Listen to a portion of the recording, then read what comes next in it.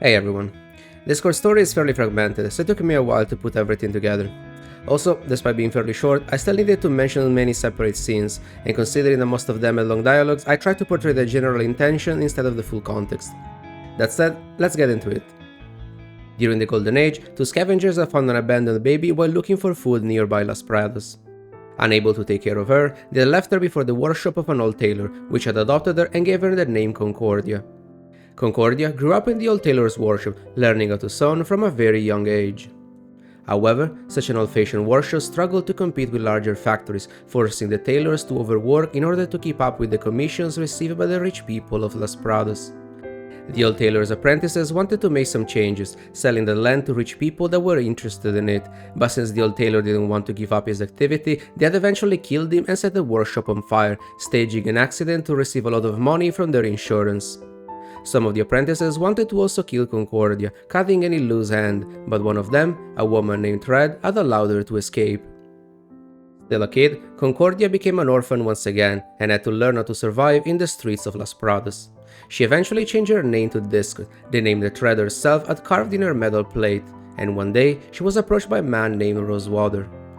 After having briefly observed her, he had been impressed by her reflexes, and he had invited her at the Polar orphanage.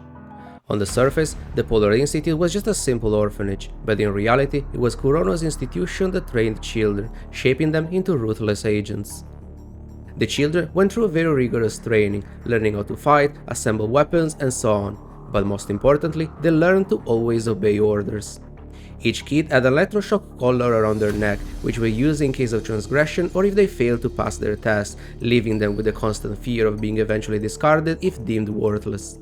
Upon joining the institute, Discord had been bullied by the other kids, but knowing that she had been brought in by Rosewater himself, the director of the orphanage, Discord had drawn Eleanor's attention. Discord's results at the test were just average, but Eleanor realized that she was lacking competitive drive and playing weak, attempting to avoid the other kids' attention. Despite her young age, Eleanor was extremely smart. She had an outstanding memory, and she liked studying people, reading their intentions, which allowed her to easily deceive and manipulate others. Interested in Discord's potential, she became her only friends at the institute, and since the other kids feared Eleanor, they eventually stopped bothering Discord as well. During their stay at the orphanage, the kids had to endure not only extreme training sessions, but they were also subjected to Kurono's brain experiments, and from time to time, some kids will disappear, and everyone knew that they had not been adopted. For their final test, the kids were put inside an arena and ordered to kill each other to test their resolve, otherwise they would be fed to the hounds that had been released beneath the arena. However, following Eleanor's order, Discord took a combat knife from the weapons rack and jumped down the arena, facing the hounds head-on. Eleanor eventually joined her, and the two attempted to escape, killing all the hounds that were following them. However, Eleanor knew that escaping would be pointless, and before they were found by the instructors, she told the Discord they were about to leave the place anyway. Since Kurono wanted to avoid drawing the world government's attention, Eleanor had discovered that the orphanage was about to shut down for good. However, since she was their best candidate, Rosewater had taken advantage of the adoption system to make her the daughter of Fred Sinclair, the wealthiest man in Las Pradas and Adriana Monzano's brother. Monzano had been the director of the institute that had developed Eden II, the colony ship built for interstellar travel that will be later known as Babylonia. She wanted to continue her research to build an even better vessel, labeled Eden III, but since Kurono had redirected those funds to Project Winter, they found another way to give her more money. After making sure that she would inherit the money, Eleanor had poisoned Sinclair, and she was adopted by Monzano, officially becoming her niece and allowing her to acquire her brother's fortune to continue her research. In the meantime, Rosewater himself had adopted Discord and opened up a tailor shop in Las Pradas. Feeling regrets for having turned his orphanage into a breeding ground for Kurono operatives and ruthless experiments, Rosewater had attempted to give Discord a normal life. However, Discord saw this as one of her many assignments, as if she was simply supposed to pretend of being a normal girl. She had been trained to obey orders and to only care about her missions, and whenever she received a gift, she didn't even know how to react, as if she wasn't supposed to care, since otherwise she might get punished. Eventually, fearing that Rosewater had stayed in Las Pradas to spy on her for Kurono, Monzano had sent Eleanor to kill him. After Rosewater's death, Discord had been taken in by Monzano, reuniting once again with Eleanor and assuming the role of their maid. Monzano knew that Discord was also a Kurono operative, but she wanted to use her herself, just like she was doing with Eleanor, making her into a double agent. Discord lived at the Monzano's mansion, diligently fulfilling her duties as a maid. It was her mission, but she was also glad to be in Eleanor's company once again, even if their roles prevented them to be too close with one another. Back at the Prologue orphanage, Discord told Eleanor about her childhood at the old Tailor's workshop. However, after learning that his apprentice has staged an incident to cover up their murder, Discord wanted to get their revenge, and Eleanor had helped her finding them. Discord confronted and killed them one by one, except for Thread, the woman that had helped her escape back then. Discord had believed that Thread had been forced to act that way by the others. However, upon confronting her, Thread tells her that she had been the one that had organized everything, and that she had allowed her to leave only because Discord still had some value. A weapons factory had been built beneath what had once been their old workshop, secretly funded by the military, and there, Thread cut off Discord's legs with a laser cutting machine. Eleanor was shutting down the factory's automated systems, and she arrived just in time to disable the rest of the machines with an EMP device. Trained to always complete her mission, Discord struggles to push herself up despite the pain, and Eleanor watches her without interfering, asking her how she plans to take her revenge. Discord screams in both rage and pain, but after realizing that Eleanor had no interest in her, Thread activates the self-destruction of the facility and leaves. Fearing to be discarded because of her failure, Discord pleads Eleanor to give her the order to kill Thread, saying that she can still be useful, but she eventually collapses in a pool of her own blood. Eleanor brings back the unconscious Discord to the Monzano's mansion, and eventually she receives prosthetic legs. One of Discord's duties as a Monzano's maid was to eliminate problematic guests, but their maids were also baits for rich individuals, and Monzano often sold them to her guests, turning them into spies. Isis, another maid that worked for Monzano, had attempted to escape from the mansion together with Discord, but after being discovered, she had been killed by Monzano herself. However, Monzano did not punish Discord. Despite considering her almost worthless, she decided to send her back to Kurono, allowing her to deliver her report and become her own spy there. After returning to Kurono, Discord had been turned into a construct. However, since her mind was heavily unstable, she had used an experimental technology during the modification. It was called emotion trimming, and it was supposed to constantly remove any memory or emotion that could destabilize her mind, boosting her efficiency in exchange of her humanity. After the procedure, Discord was supposed to be relocated to Babylonia as Kurono's intelligence advance team. She wanted Eleanor to leave Monzano and come with her, but the entire war changed when the ignition of the first zero-point reactor failed.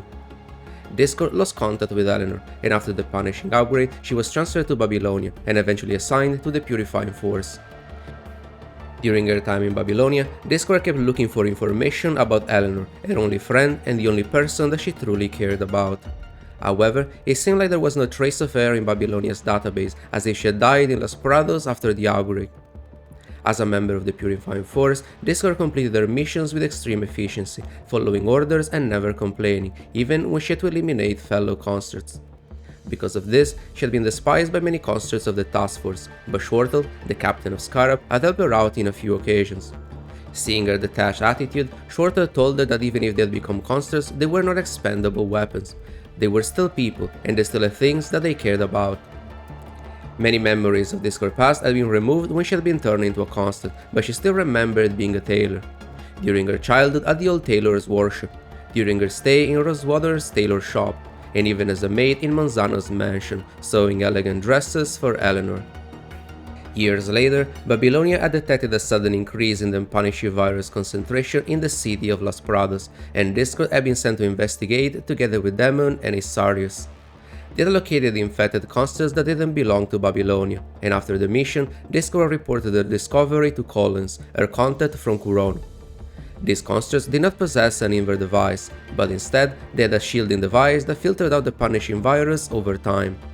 However, in areas with a higher concentration of punishing virus, the device was unable to keep up, and the level of infection became so high that some constructs gained access to the Ascension Network before being fully consumed by it.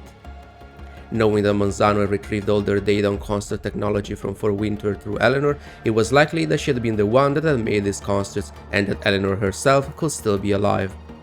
Wanting to acquire more data on Monzano's experiments, Collins revealed some information on the situation to Commander Nicola, which organized a new operation to investigate Eden 3, the incomplete colony ship built by Monzano, located beneath the city of Los Prados. Since she was very familiar with the city, Discord had been assigned to lead one of the Purifying Force assault teams.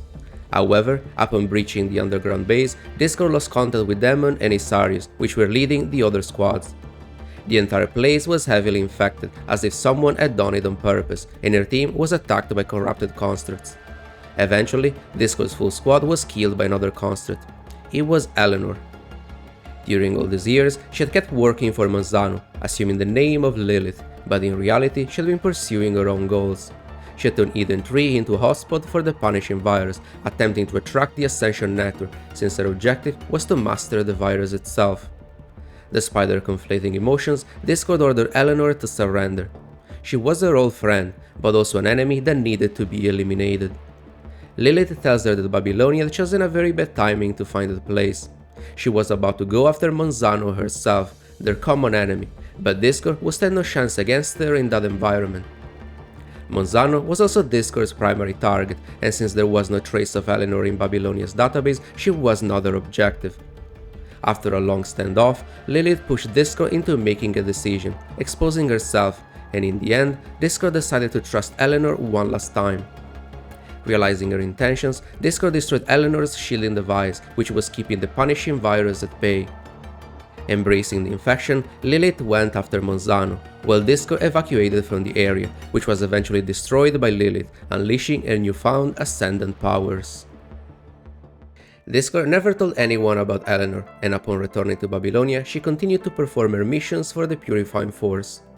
When Lucy had attacked the Grey Raven Commandant, influenced by the Ascension network interference that was affecting both her and Alpha, Discord had been deployed to install a blocker on Lucia, reducing the effects of this interference.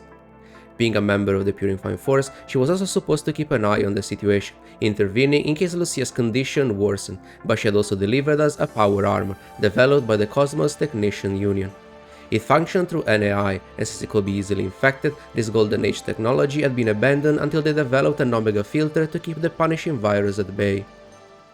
After the events related to Project Tailor and Shorthold's confirmed death, Discord had been transferred from the Purifying Force to Scarab, joining Yata and Shiva under Commandant Valeria. From the very first missions together, Shiva had realized that something was wrong with Discord. She acted as if she was ready to be abandoned or discarded at any moment, focusing exclusively on completing her missions. She had followed Shiva's orders without hesitation, except when she had told her to pull back, determined to finish their objective. It had been almost an obsession, which was at odds with a regular detached behavior. When Scarab had been sent to investigate the Hydrangia artificial island, following an increase in the level of red tide in the area, Discord's minds had been heavily disrupted by Yuka's illusions. Valeria had struggled to keep her stable, while Yada had attempted to retrieve the kidnapped Shiva. In the dreams woven by Yuka, Discord had always seen herself with Eleanor, as if she was attempting to give them a better closing, but that ended up destabilizing Discord's mind even more. Eventually, these memories had been removed from Discord's mind by the emotion dreaming that was still affecting her frame, but even after dealing with Yuka and leaving Hydrangia Island, Discord's mind has still been affected by them. Since she had first learned about Discord's issues, Valeria had requested a new frame for her. When Discord had joined Scarab, her old frame had received some checks and upgrades, and it was then that Asimov had realized that Kurono had performed emotion dreaming on her. Discord's mind looked like someone had ripped it apart piece by piece, then carelessly sewn it back together, with the goal of boosting her efficiency, with no regard for her well-being. Wancho's clinical data on the mind had been used to develop Discord's new frame, since he had also experienced a similar situation of mind deviation. He had volunteered to become the first case study for a new project that would help constructs that had suffered from mind deviation. When Discord had eventually switched to her new Secator frame, she had started to re-experience some of her old memories, previously removed by the emotion dreaming. During another operation in the surface nearby Las Prados, Valeria had collapsed from mental strain to keep her squad stable. Because of this, we had temporarily been assigned to Scarab to continue their joint operation with Egret and Cerberus. Upon joining Scarab on the surface, we noticed that Discord had an EMP collar around her neck, similar to the one that had been placed on Liv when she had used the Imperia frame. We had already helped Discord stabilize her mind during the tuning sessions of her new frame, and knowing that she needed time and trust more than restraints, we removed her collar before starting the mission. Our objective was to investigate a facility nearby Las Prados, which had been previously visited by an Ascendant. While exploring the facility, we established a connection with Discord's mind to keep her stable and help her deal with the old memories that she was just reacquiring. Despite those painful moments, they were still part of her, experiences that had made her what she was today, and she needed to accept them in order to move forward. In the past, Discord had been obsessed by Eleanor, her only friend and guidance, but now there were other people that cared about her. Eventually, we realized that the facility had been stripped of any useful data. Ephialtes had retrieved the data, and after showing himself, he wanted to make a deal with us in exchange for it. However, upon seeing our reluctance, he attacked Yatta and Discord, leaving the facility before the other squads could arrive in the area. Discord had been critically injured by the confrontation with the Ascendant, as if her mind had been completely shut down, but we eventually managed to help her regain her senses. In the end, Discord fully accepts her past, saying goodbye to her memory of Eleanor, the friend that she had depended on while growing up. She was fully ready to move forward, relying on her new friends and her companions in Scarab. That's it for Discord's story so far. The end of her chapter felt a bit rushed, and I feel like they could have developed some parts a bit more, like her activity in the Purifying Force or Scarab, since most of her childhood had already been shown with Lilith's chapter. Also, even chapters that are not part of the main story are often used to develop other factions or new locations, but this time around we mostly saw things that we already knew, just from Discord's perspective, so her chapter didn't really add much to the story. The storytelling was also more fragmented than usual, which I guess was in line with Discord's fractured mind, but I don't know how much of it was intentional, or if they were just trying to wrap things up. That said, Scarab is getting more involved in the story recently, so we might see more of Discord, especially if we're getting a playable Shiva to complete the team. Anyway, as usual, thank you for watching, and I'll see you in the next video.